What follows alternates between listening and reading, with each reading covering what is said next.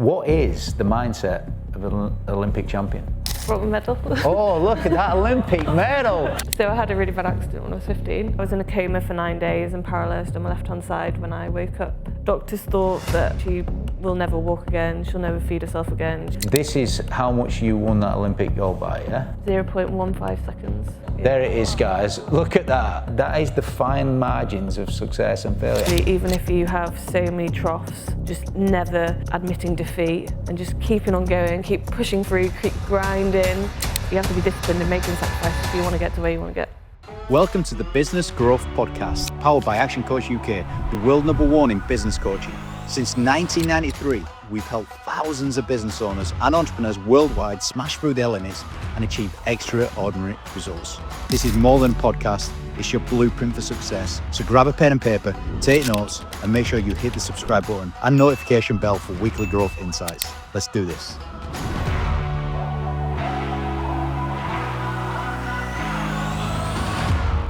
ActionCOACH, the help you need to grow your business.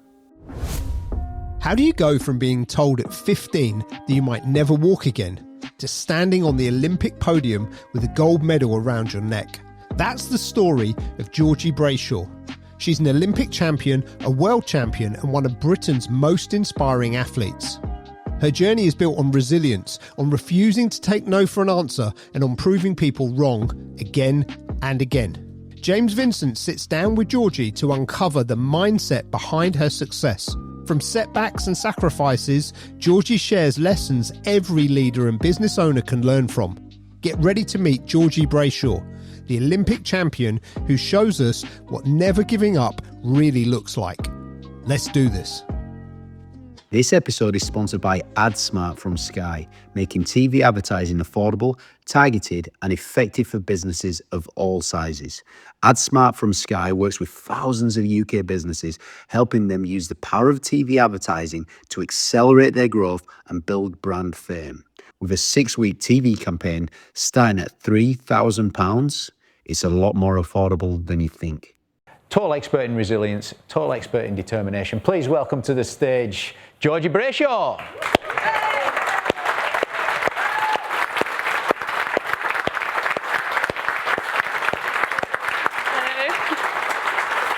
Thank you so much.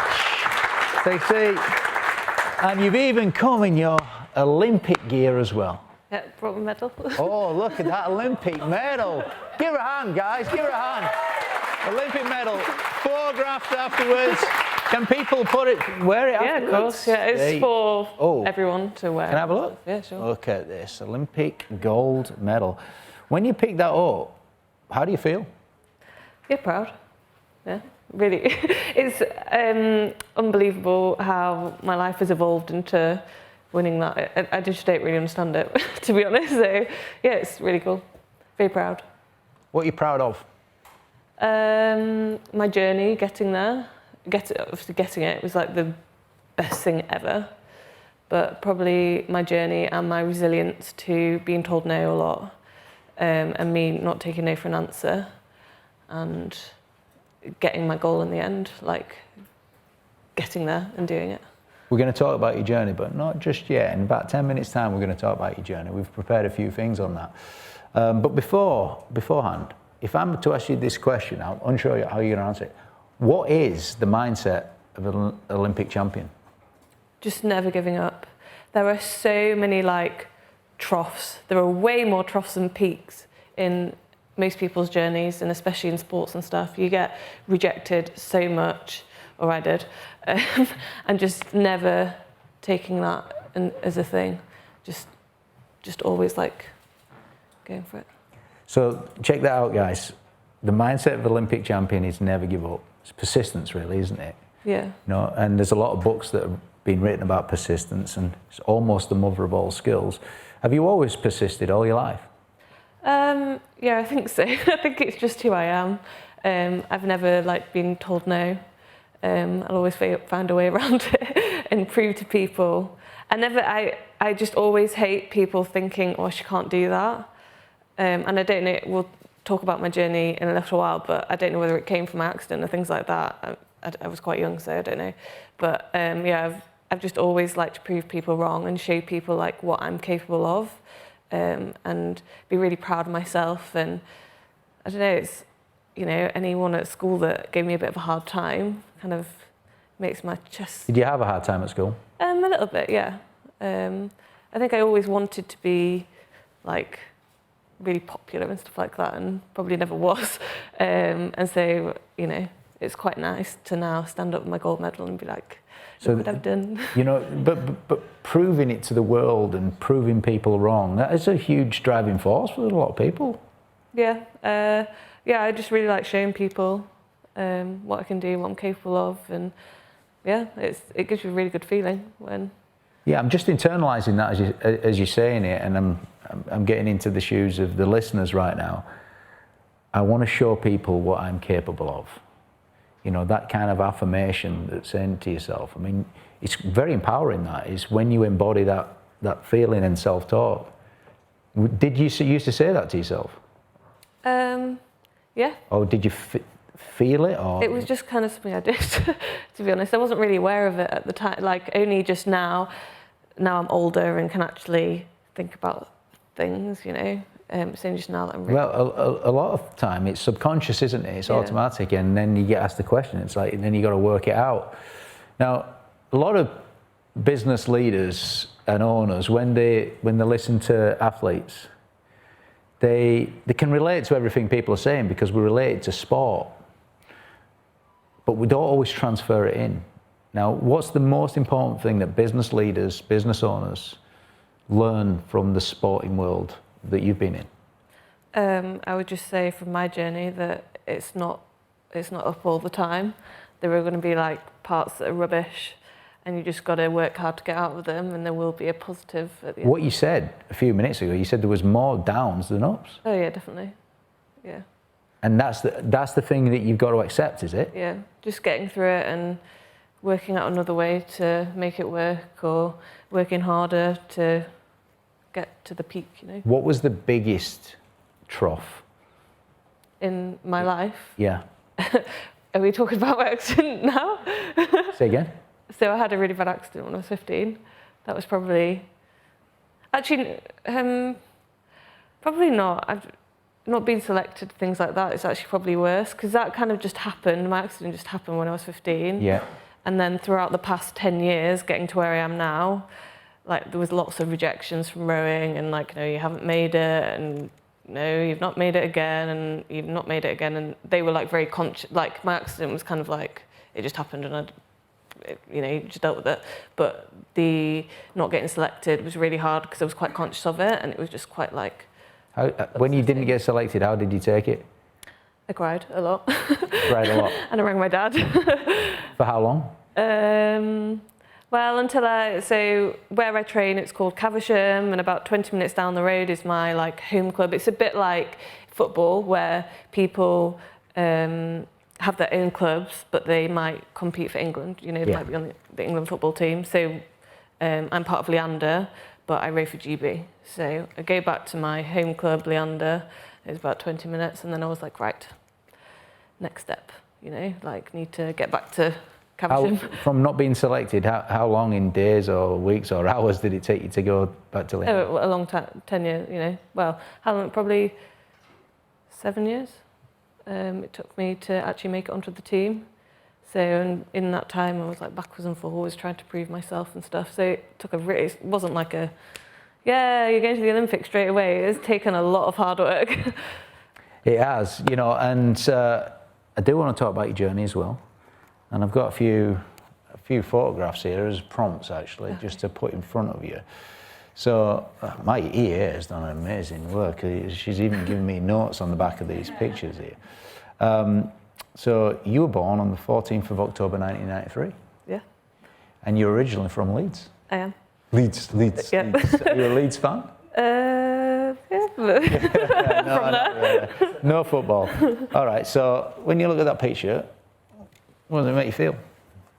Yeah, it's Leeds. My dad used to work in there. It's quite nice. Yeah, just Leeds. I feel it's very homely. I would like to go back more.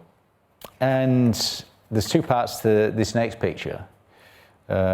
because there's a horse on it. Yes. And age 7 you started. I did. That horse was called Blue. I used to love him. He was like great. He was at the riding stables. Oh, cute. Yeah, that was when I first started riding. I got 4 horse riding lessons for my birthday off my mum and dad as like a bit of an extra thing to do. 7th birthday, yeah? Yeah, and then it was actually the most expensive birthday present I've ever bought, because then it ended up with, 10 years later or whatever, getting horses on loan and buying all the kit and everything, so yeah. And what happened when you were 15?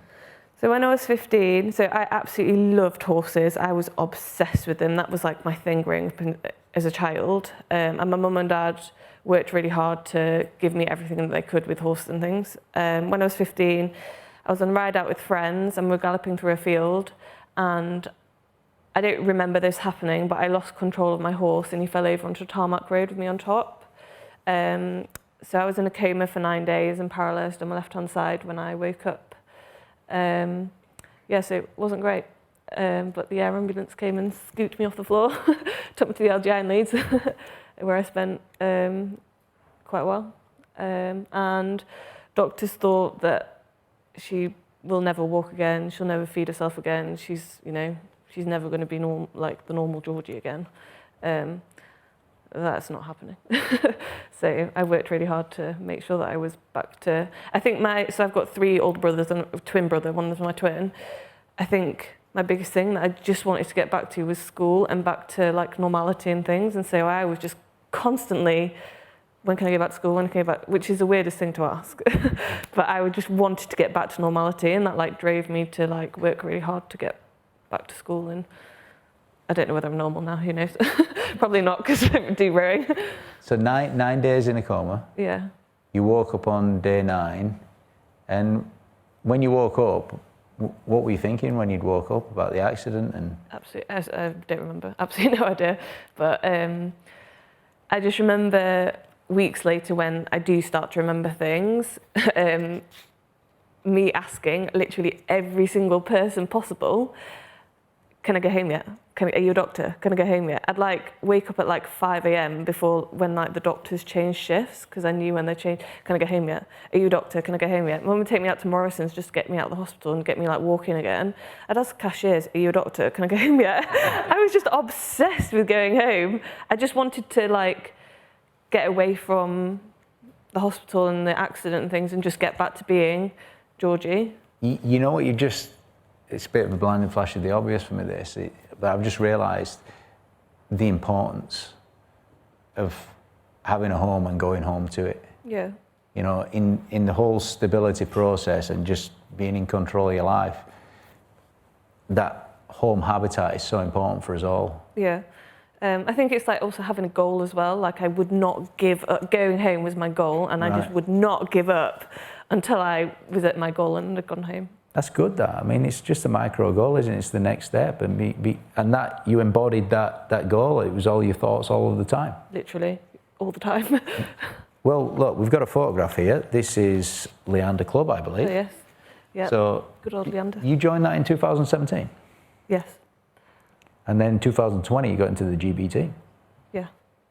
Yeah. Well, 2021 it was after because of COVID, okay. Olympics and things. So 3 to 4 years.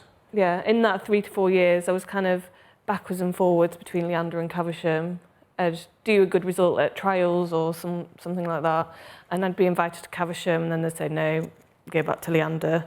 And that happened so much, and it was so hard. Going back, being like, go back to Leander, it was, a bit rubbish, a bit almost embarrassing. It's not embarrassing at all, but I was just like, oh, what do people think? But eventually I made it. So how many hours training were you doing at Leander? Quite a lot. You meet in the gym at like 7:30, 7:30, have a briefing. And then you basically, it's a little bit less training at Leander than when you're on the national team. On the national team it is blooming hard. At Leander you do 3 sessions a day mainly, 2 sessions a day at minimum, but usually 3 sessions. Each one's an hour or 2 hours? Yeah, and then so then you'd finish at like 3, half 3, and then you'd, when you're at Leander, you don't get any literally no funding, so then I'd have to go to work, and usually nannying or live in au pair or something like that. And then you'd work until 7, 8, and then do it all again. And that was 6 days a week.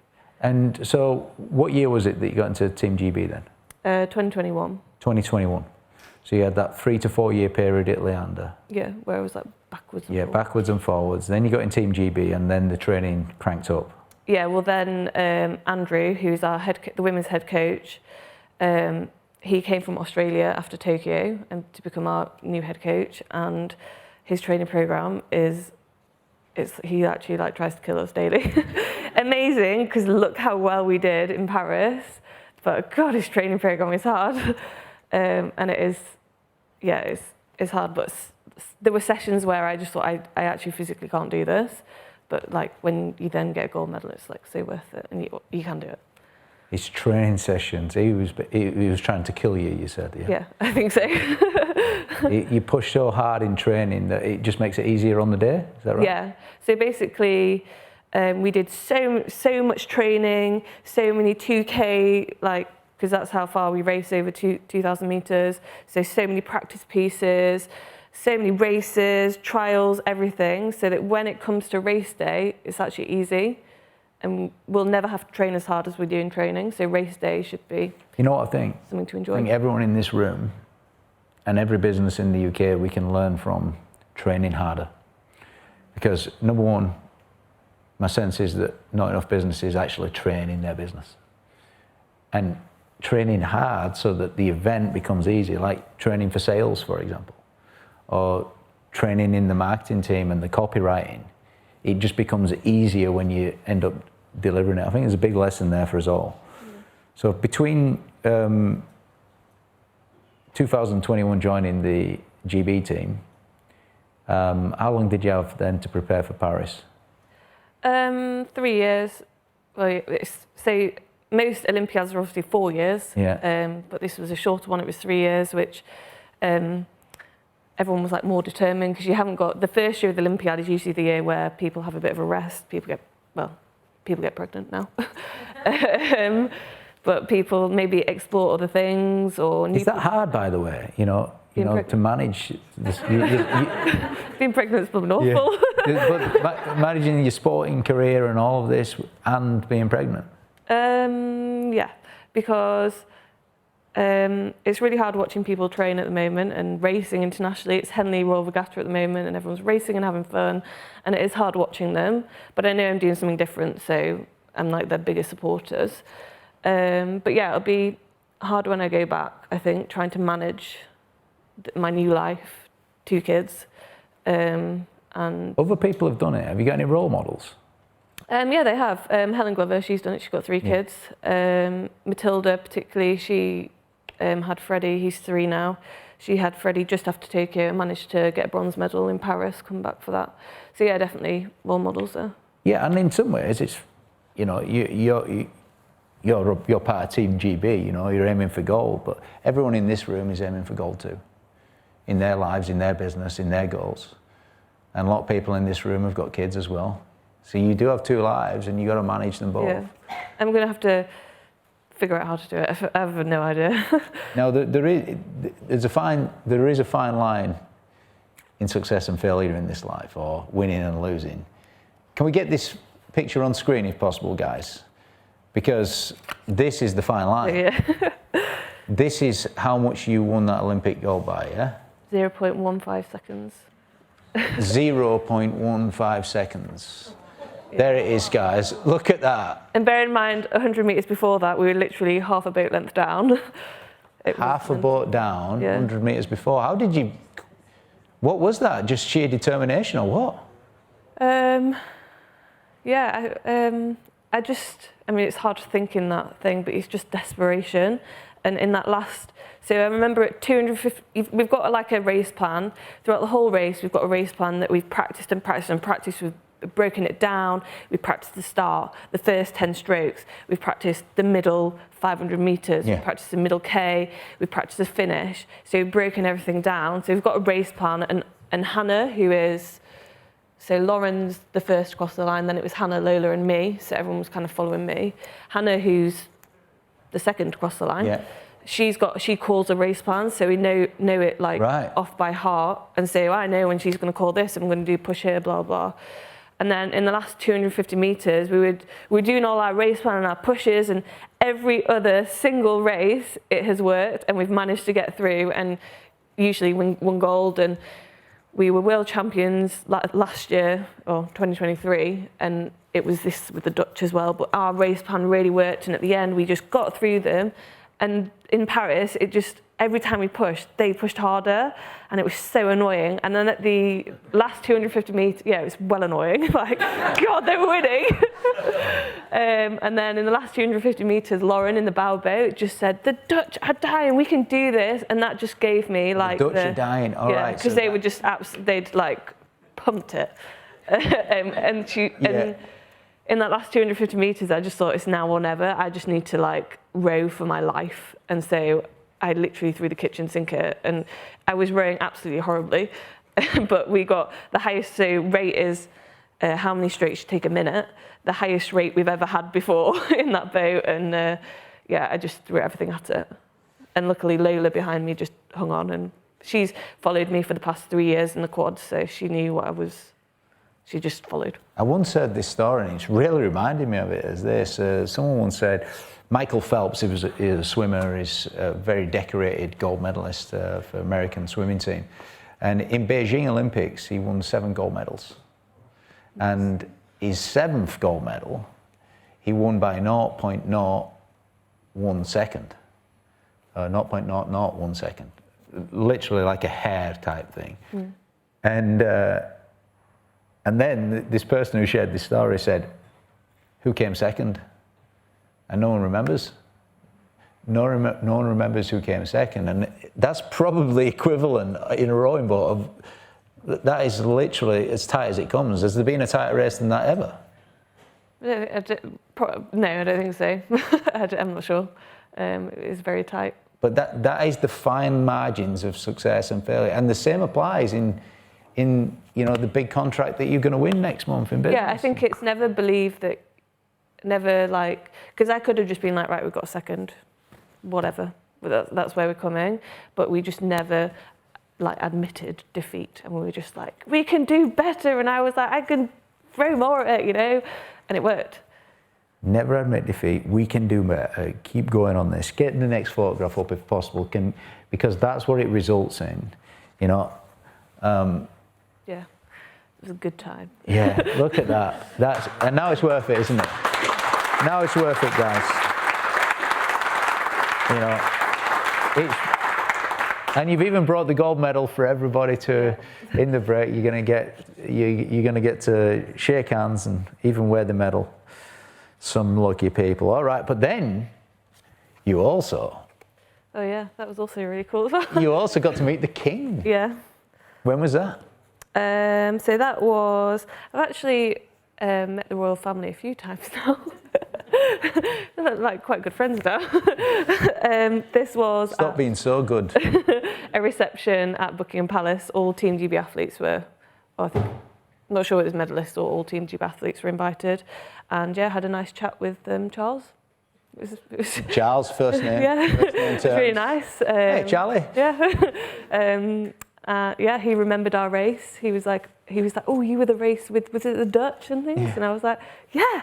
And he was like, "Yeah, I remember. It was really close." And I was like, it was so cool that he'd watched our race. And then I got an MBE not so long ago. So Princess Anne actually gave us our medals on the podium, which was really nice. And she's also, I'm not entirely sure of a title, but someone high up in the Olympics. So a few days before race started, Princess Anne gave the best speech ever at the some place in Paris, I don't know where it was, but she gave such a good speech, and she's been to the Olympics before, and she basically just said, "This is an experience like no other.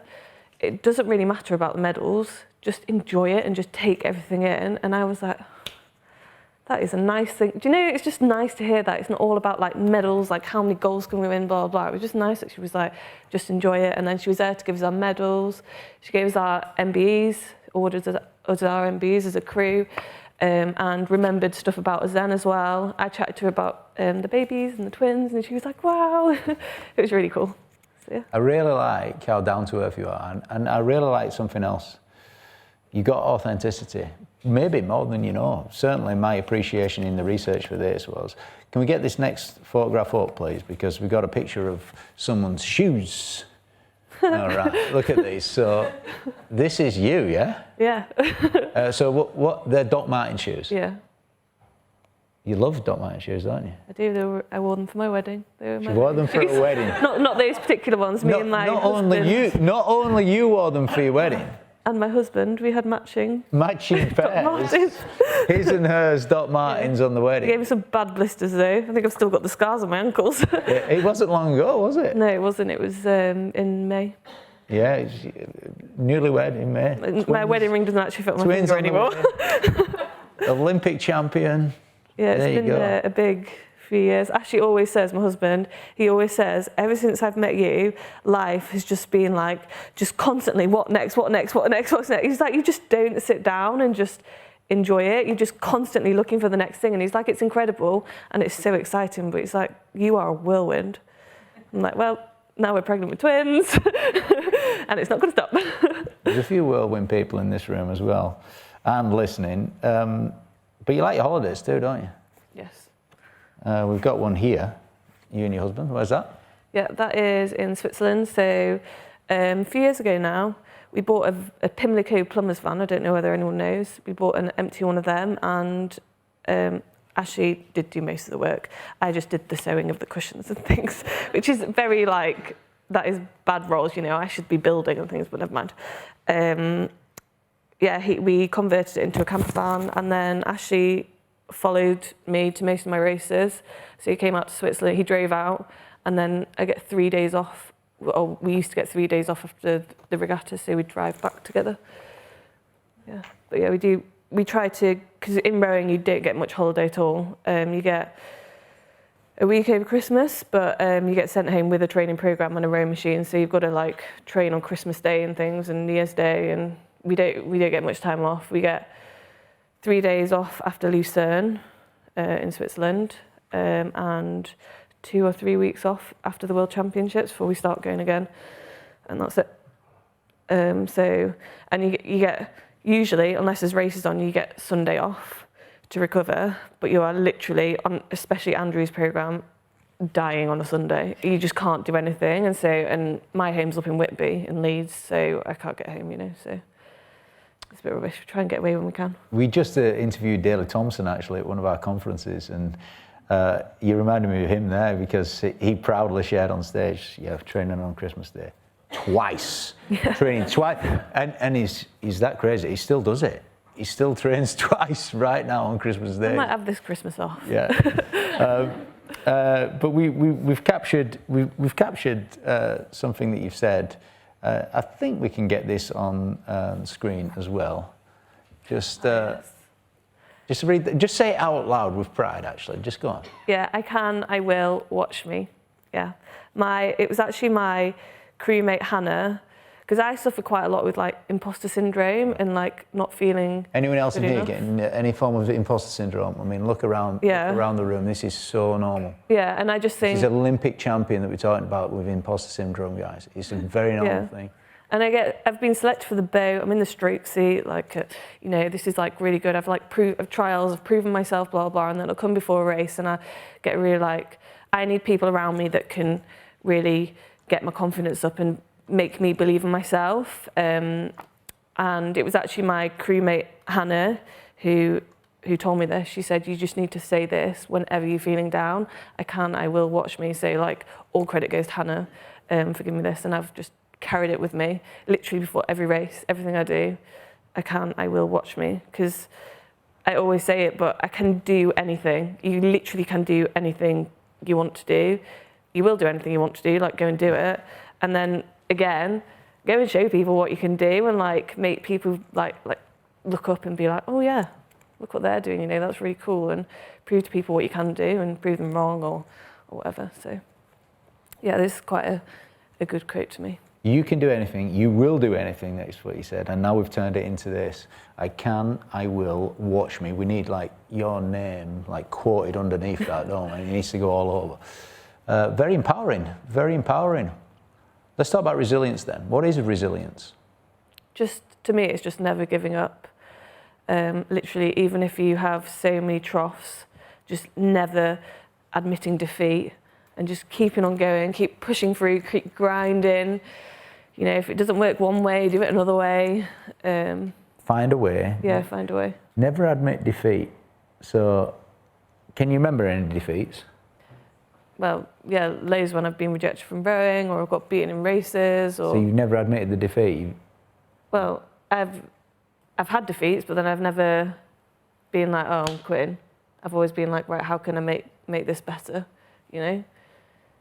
Yeah, look, never giving up is definitely standing out as a bit of an underlying principle that's helped you get where you've got, and some of the greats that have been before as well, because it's been branded a lot. What's the difference between determination and discipline? That's a hard question.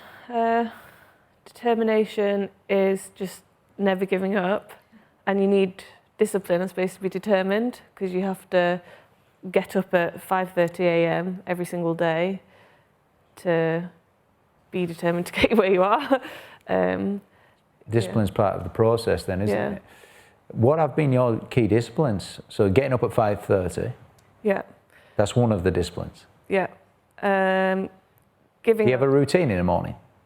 Yeah, my husband is amazing, I have to say. He makes the cups of tea and coffee. What happens is he wakes up. Oh, this is what used to happen. This does not happen anymore. But I used to wake up at 5:30. Ashley would also wake up, even though he goes to work at like 9:30, you know, when normal people go to work. When I was in the bathroom, brushing my teeth, washing my face, getting ready for training, Ashley would be in the kitchen making me porridge and a cup of tea and getting all my vitamins out and everything. And then I'd have 15 minutes to eat my porridge, take all my vitamins and stuff, and then I'd be out the door. And then in my car and ready to go to training. What a guy. I really for all the ladies in the room, yeah. Yeah, I've married very well. Yeah. And he's all mine. Have your husbands listen to this. Have your husbands listen to this. All right, so you got your porridge made. So you have porridge every day? Yeah, I do this morning as well. Do you put anything in it? Like usually.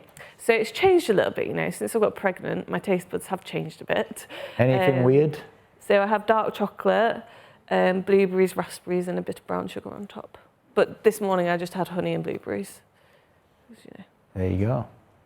Bit of variety every day, or do you stick to the routine? No, it was usually the chocolate and the berries. Dark chocolate? Yeah, every single day. It's supposed to be really good for you, isn't it, dark chocolate? Rob Pickering's turning his nose up at that. He's thinking, no, I want nuts. He is nuts. Yeah, he has nuts with everything.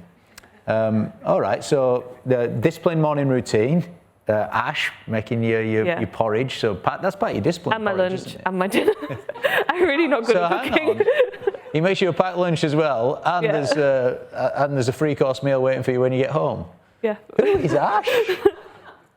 Yeah, we need to know more about Ash. Yeah, he's pretty great. He is pretty great, yeah. What do you want to say to Ash, actually? Because he's going to listen to this podcast. What do you want to say to him right now? Yeah, just, thank you. Just thank you, Ash. Keep doing it. He's been the biggest support ever. He's literally my number one supporter, be it making me meals to make sure that I've got enough nourishment and food in me and like calories and things like that, follow me to all my races, listening to me witter on about something that's gone wrong, like a race that's gone wrong, or something that's annoyed me or something, you know, and give me maybe solutions to that or advice on what I could do. Trying to, on a weekend, we always try and like, on a Sunday, he tries to make me go out the house to go for a walk or something, to do something different, so keep me on that. Building a camper van so that we can go travel as much as we can. Let's not skim over this for everybody. Let me just offer a bit of a summary here of areas of importance. Number one, you've said this a lot, never give up. Pretty important. Number two, you know, when you had the accident, the importance of coming home, having a home that you want to go back to, guys. This is really important in stability. But then, Ash, having support at home with someone who's on the same journey as you, this is really important in success. It's what I'm getting from you. And then on the weekend, switching off, actually. Ash is responsible for a lot of your success, isn't he? Is. And he's also given up a lot of his dreams in order for me to make mine a reality. Like, who really wants to be married to a woman who trains 6 days a week, who is tired all the time, who literally just wants food all the time? The answer is Ash. Well, yeah, he does.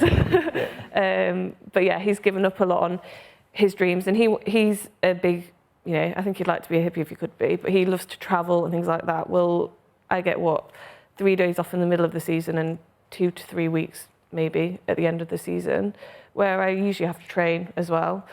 So we can't really go travelling, so he's had to really put that on the back burner. And so after Paris, we did get, I think we got 2 or 3 months off, and I said, right, we're going to Thailand. And he took time off work. I obviously had a bit of time off, and we just went with our backpacks and we just travelled all around Thailand for about 6 weeks, I think. And it was so cool because I just wanted to give back to him kind of something that he wanted to do, which was really nice. Yeah, well done. Thailand's amazing, isn't it? Yeah, it's really cool. I'd definitely go back with 2 children. All right, so your eating routines, your morning discipline and porridge, any other key disciplines that have helped in achieving the Olympic gold? I suppose I've had to give up a lot. Like, I've not been to funerals, I've not been to weddings. I didn't go to my brother's wedding because I was training. Didn't go to birthdays. Hardly go to like family functions or anything. You have to give up a lot because you're just training. Like, sacrifice a lot. It's interesting family time. It becomes a discipline that. Yeah. I've never heard anyone say that before, but I get the point that you're making. Actually, you got to become disciplined at making sacrifices. Yeah, because people don't want to make sacrifices because you want to do everything in life and stuff, and you get FOMO and stuff. But you have to be disciplined in making sacrifices if you want to get to where you want to get. And for the listeners right now, I mean, there is a question that they're probably playing, what sacrifices do I need to make to achieve the things that I want to achieve? And it's really important. How important is it that they answer that question? Well, I would say quite important, because if there's something you need to do in your business, and it needs a bit of extra time, and that could make your business grow more, but there's also a family function on Saturday that you really want to go to, well, to me, I would think, what's more important? I don't know, do I want my business to make that big leap in growth if I had that Saturday working or not? It's interesting because a lot of time we go the opposite way, where we want the business to give us more life. In fact, structuring your business so that everybody else does everything else to give you more choice and freedom is kind of the way we want to go. But even to get to that point that I've just kind of said, you have to make some sacrifices along the way. Yeah, definitely. What advice would you give to anyone that's had a goal and recently but they've not hit it, or things have come crashing down and they're at a bit of a low point? Well, that's happened to us in races, where there was one race where we didn't win a medal, and we were literally like, we just won the World Champs in 2023, and then it was the first race of the season in 2024 in the women's quad, and we came 4th, and we were literally like, what? We were like, what just happened? And we had to go away and completely break everything down and think what went wrong. And so I suppose you would do that with your business. You'd be like, right, what just went wrong? Analyse everything, like literally to the last stroke. And then, right, how do we make it better and go again? Do you know what? That is very common in sport, but again, not that common in business. Something bad happens. The discipline of having the post-mortem, if you like, and analysing what went wrong and getting to details, that's hurtful in its own right, isn't it? Yeah, it is, because we're on film all the time when we're racing, and the coach will literally take it down to like the slowest slow motion possible. What were you doing then? Everyone's like millisecond of their stroke. Georgie, why are we doing this? Like, it's like you would.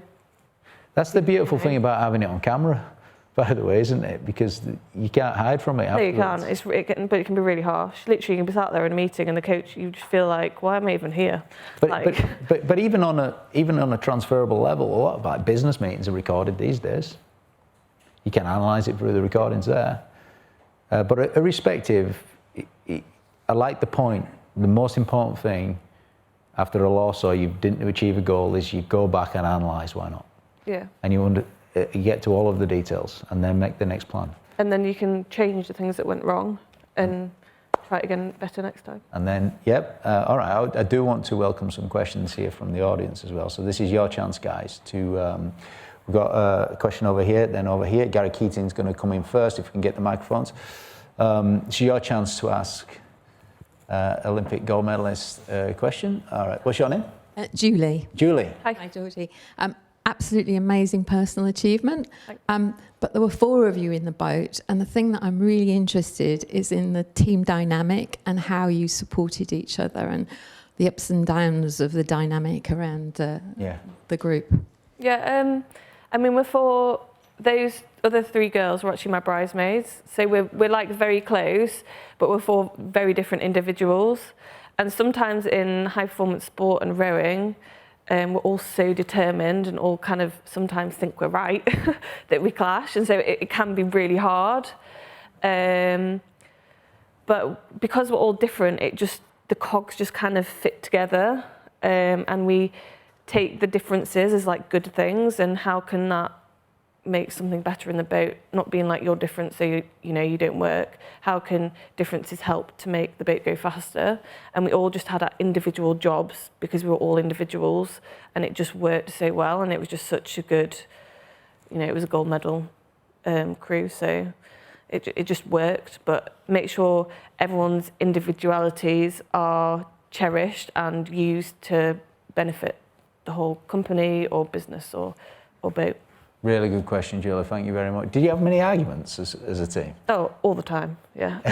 Yeah. What kind of things do you argue about? Petty things or big things? Yeah, usually petty things. We're just tired all the time, and so you can imagine like 4 tired girls, especially on training camps, and it's really hot or something. But I think you need different personalities because, like, I'm quite good at listening and then putting into action what people say. Like Hannah and Lola are very good at like thinking about things and like, let's try this. Lauren was just really good at being in the back of the boat and just, smoothing everything out. And so you need like different personalities, because if we have 4 people that are literally like, no, it's my way, it's my way, it's my way, it's my way, it's my way, and no one actually listens to each other, then it's like never really going to work. You need to be able to like listen and take feedback on and not get offended, because Hannah might be like, Georgie, you're not doing that very well. And you need to not get offended by that and be like, yep, okay, fine, And I used to ask a lot of questions like, why do you not think I'm doing that well? What can I do to make it better? Because we all have the same goal at the end of the day. We all wanted that gold medal. So no one's doing it to actually be like, Georgie, you're rubbish and you're a rubbish person. We all want the boat to go faster. And she thinks that maybe me changing something very simple might help. So just don't take offence to it. Thank you very much. And over to you, Gary. Hi, morning. You're brilliant. Thank you very much. And congratulations. I was just wondering, if you do a deal in business, you come out, you've done a good deal, and you go like, right, next. But when you get on the podium and your friend's song's playing and the anthem's done, you come down, you got the gold medal. How do you go to next? You say, I will, but actually you can say, well, I did it. How do you then regroup? How long does it take to regroup and go, what's next? Well, I suppose over the whole Olympiad, it's 3 years or 4 years normally. And so the main goal, there's never a what next, because the main goal is the Olympics. And so over 4 years, you've got 3 World Cups, a Europeans and a World Championships. But it's all building up to that Olympics in 4 years. So I suppose now some people might be thinking, what's next, and do they want to go for LA in 4 years' time? But you just need to like change it up. Like sometimes people change discipline. So you've got sculling with 2 oars, which is what I did, but then you've got sweep where you have 1 oar each and you alternate down the boat.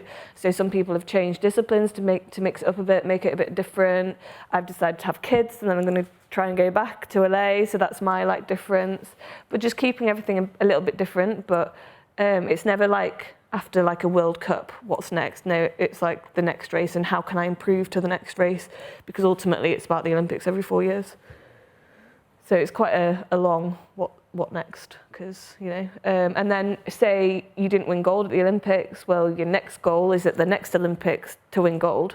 Or like now, like Lola and Hannah are back in the women's quad. Hannah did try swap, but Lola's always been in the women's quad, and she will just want another gold, you know. What's next is another gold, and to do it again.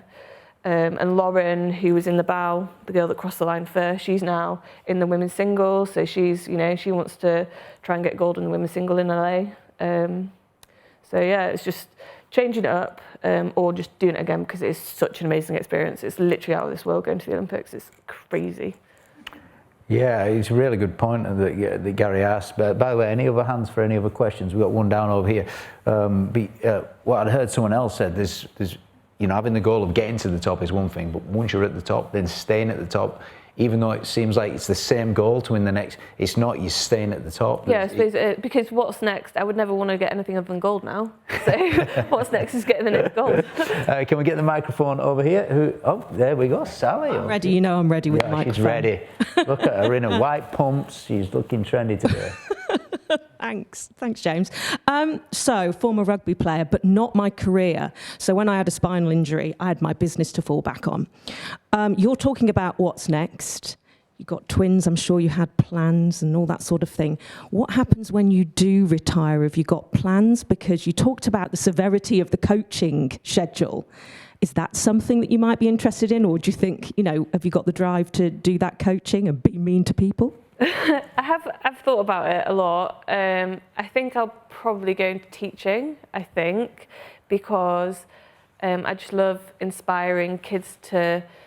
I kind of have my story and it's about rowing, but then like my story isn't about rowing. That's just what I did, but it's about any subject that kids love. Like anyone can make it to the top. They just need to believe in themselves.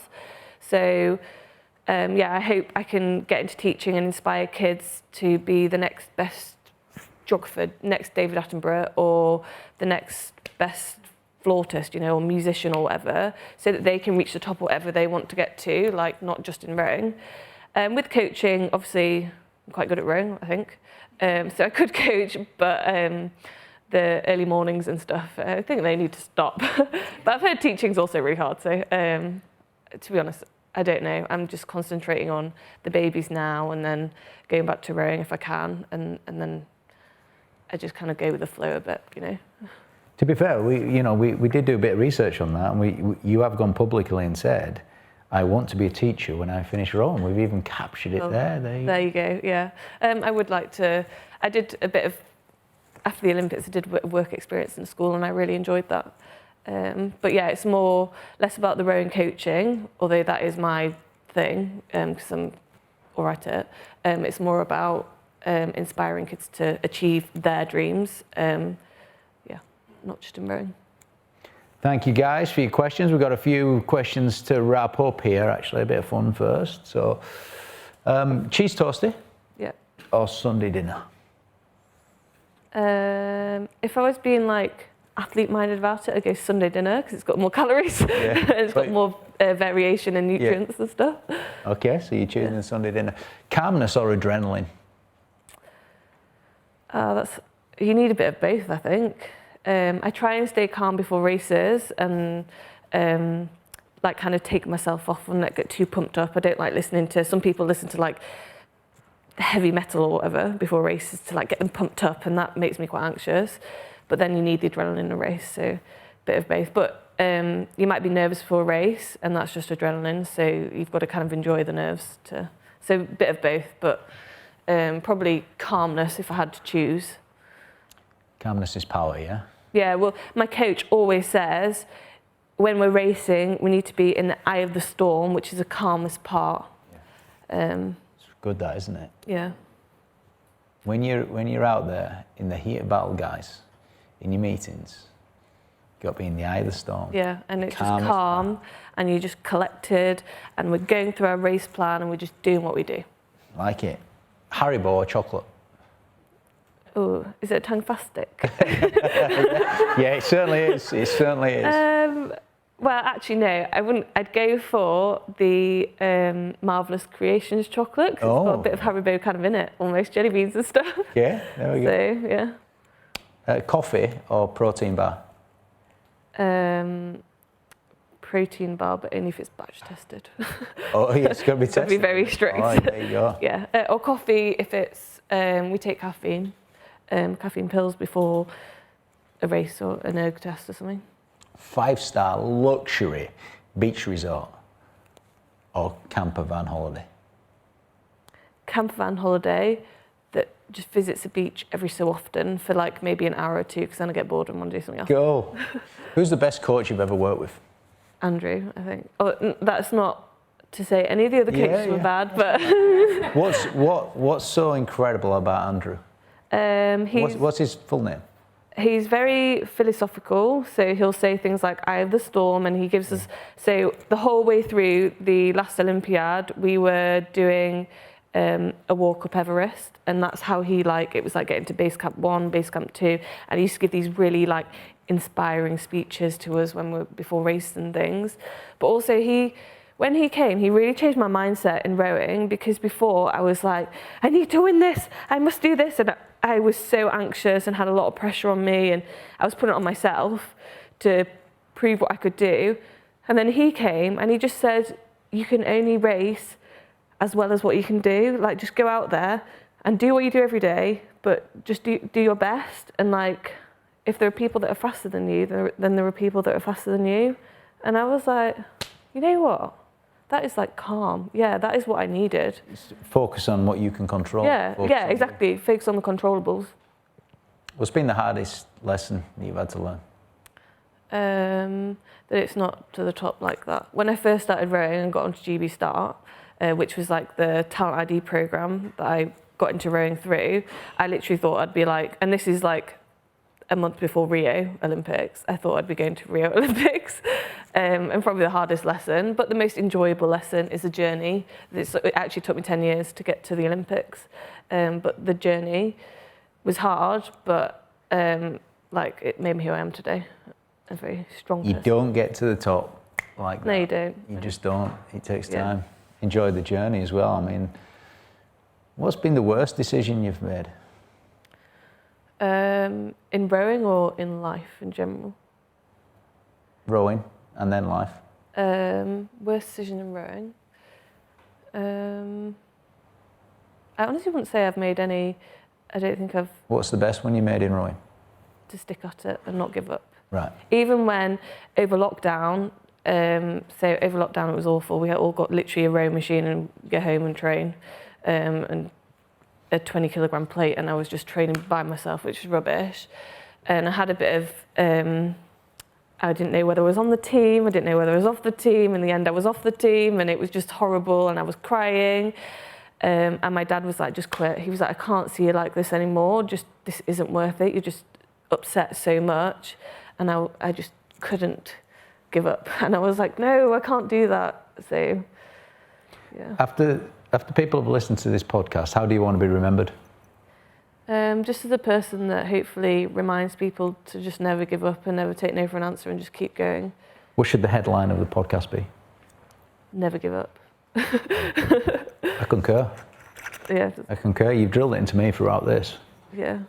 It's a bit of a negative, and I'm not one for, because never give up, it finishes on a negative. But when Mohamed Salah came out one day and he had never give up on his t-shirt, and then Liverpool beat Barcelona 4-0 afterwards, I kind of accepted that one since, and you've drilled it home really well today. You just don't, literally, we can do, if I can get an Olympic gold medal, then people can do anything they want to do. It just might not be simple, so you might get knocked down a bit. Just never give up and just keep going, and eventually you will get there and you'll get your gold medal. Just pick up that bit of paper, actually, because I think that flows on nicely from never give up. I think that's never give up. I can, I will. Watch me. Yeah. It's a really good. You can literally buy it on a book in B&M. It's actually live, love, laugh kind of thing, but it's just so good. B&M bargains, home bargains, everyone's favourite shops these days, aren't they? Come on, my wife loves it. Yeah. All right, so first action everybody's got to take. What is it? Go and analyse what you can change to do better, I would say. Your last mistake. go and analyse it. Yeah. Make the tweaks. Don't just be like, that's a mistake, forget about it. Like, go and actually, what went wrong with it, and make it better, because it could be a really good thing. It could grow your business. My favourite part of this is you being you, wearing your Doc Martens and learning about Ash at home, the Olympic champion. She's got all this going on while she's getting herself ready in the bathroom. Ash is making the porridge. Almost the normal part of what you do has been my favourite part. I think you've communicated it excellently, and combine that with never give up. Yeah. You've definitely inspired me and all the listeners. Well, I think growing up as well, I didn't really watch sport. I mean, I was mad into horses, but never thought, oh, I'll go to the Olympics. It was just like my hobby. I just loved them, brushing them and stuff. And I like sport sometimes was occasionally on TV, but I'm not from a sporty family at all. And I just, if it was on TV and I glanced at it, I'd be like, well, I can never do that, because these are superhuman, like they're born different. But honestly, we're not. I'm just a girl from Harrogate, went to a state school, like mum's a midwife, dad was a policeman, got 3 brothers, like completely normal, and like look what I've achieved. And it just goes to show that anyone can do it. You just need that goal, and you need to have that determination, that resilience to get to that goal, in whatever it is in life. Definitely. What's been your favourite part of this conversation today with the audience? It's been really nice that you've all listened and the questions, and yeah, it's nice remembering, because it was a year ago. It's almost a year at the end of this month. It's nice going over things and remembering things, and like seeing the pictures and the feeling and the proudness that it brings up and things. Ladies and gentlemen, the world #1, Georgie Brayshaw. Give her a hand, folks. Give her a hand. Thank you very much. There you go. Thank you. Starting your own business was an exciting time, wasn't it? The good days you had, and the bad. You knew you'd have to work hard, but you did it for your future. Lately, though, you're missing out on the important things in life. Time seems to be slipping by. So make the change. Claim back your work-life balance and grow your business today. Visit actioncoach.co.uk